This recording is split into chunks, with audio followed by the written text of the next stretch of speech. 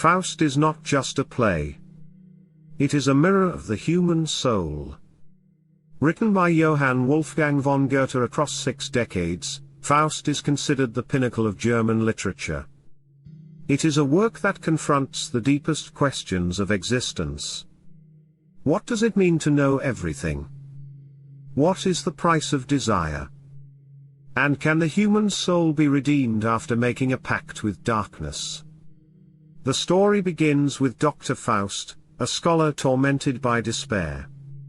He has mastered philosophy, law, medicine, and theology. Yet he feels empty, unsatisfied, and lost. Knowledge has not given him meaning. Wisdom has not brought him peace.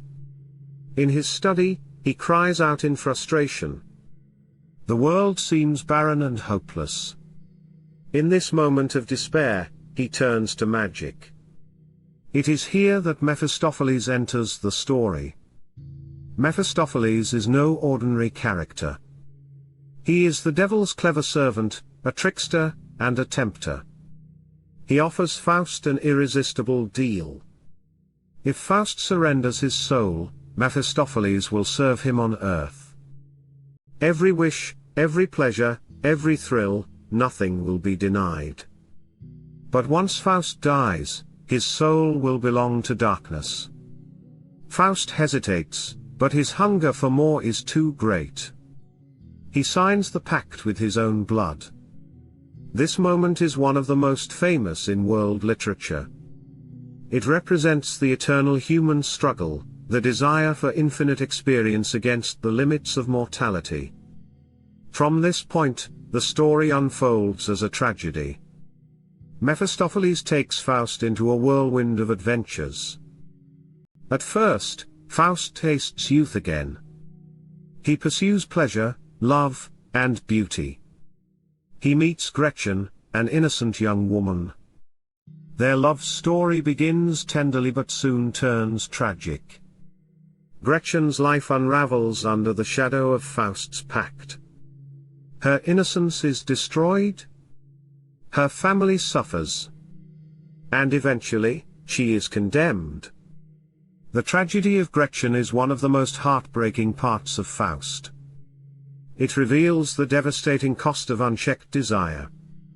For many readers, Gretchen embodies purity and victimhood, while Faust embodies restless ambition.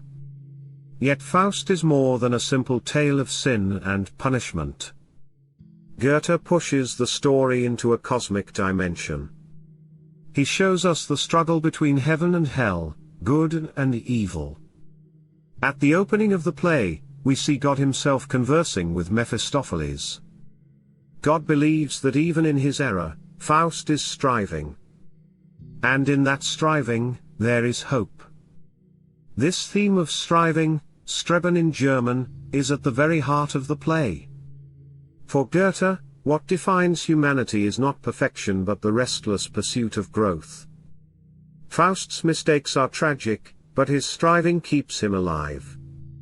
It is through striving that he eventually approaches redemption. The second part of Faust, written many years later, expands the scope even further. It becomes an allegory of human civilization. Faust experiences art, politics, love, and power. He builds empires and shapes the world. He seeks ultimate fulfillment. Yet, he is never satisfied. At the very end, Faust envisions a moment of pure contentment. He dreams of a just society, where people live freely on land reclaimed from the sea. In that vision, he declares, "Stay a while, you are so fair." This is the very line that would signal his damnation under the pact. Yet instead of being dragged into hell, something unexpected happens. Angels intervene. They claim Faust's soul, not because he was flawless, but because he was always striving. His eternal hunger, his endless pursuit, becomes the very reason he is saved. Goethe's message is both profound and deeply human. Imperfection does not doom us. What matters is that we strive, that we search, that we reach for meaning. Faust resonates across centuries because it speaks to the human condition. We are all torn between light and darkness. We all hunger for more than life can give. We all wrestle with the limits of knowledge, love, and mortality. And yet, like Faust, we continue striving. The character of Mephistopheles has also become iconic. He is witty, ironic, and strangely charming. He mocks human weakness but also reveals uncomfortable truths. In many ways, he is not just a villain but a mirror. He reflects our doubts, our cynicism, and our temptations.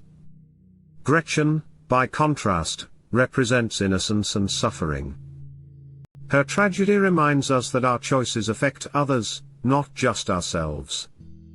Through her, Goethe shows how the pursuit of desire can destroy the most fragile forms of love.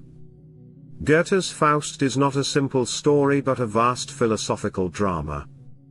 It blends myth, religion, philosophy, and poetry. It asks the hardest questions: is knowledge enough? Is pleasure enough? Can a human being ever be truly fulfilled? Even today, Faust remains relevant. In an age of science, technology, and ambition, we face the same questions. We pursue endless progress. We desire power, beauty, and knowledge. But are we closer to happiness? Or are we trapped in our own restless striving? Goethe offers no easy answers.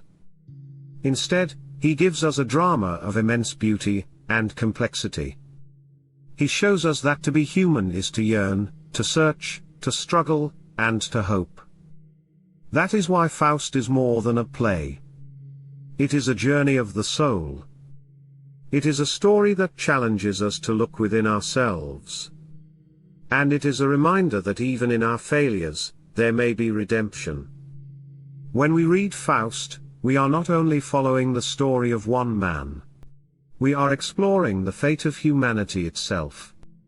We are asking what it means to live, to desire, and to dream. And perhaps, like Faust, we discover that our salvation lies not in what we achieve, but in the fact that we never stop striving.